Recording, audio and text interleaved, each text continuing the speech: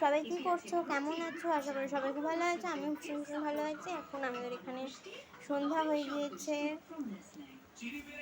এই দেখো মতু বসে রয়েছেন, ওনার বাচ্চা কাচ্চারা সবাই ওপরে দৌড়াদৌড়ি লাফালাফি তা করছে। আর এই যে হচ্ছে গপু গপু গপু গপুর আছে মনটা খুব খারাপ, কারণ ওকে মানে ওইদিকে মুখ করে বসিয়ে দিয়েছি। আর এই যে আমাদের মধু সোনা, মধু তো খুব খুশি খুব খুশি। দেখো ক্যামেরার সামনে একদম ভদ্র মেয়ে, ক্যামেরার বাইরেও কি করে তোমাদের একদিন দেখাবো।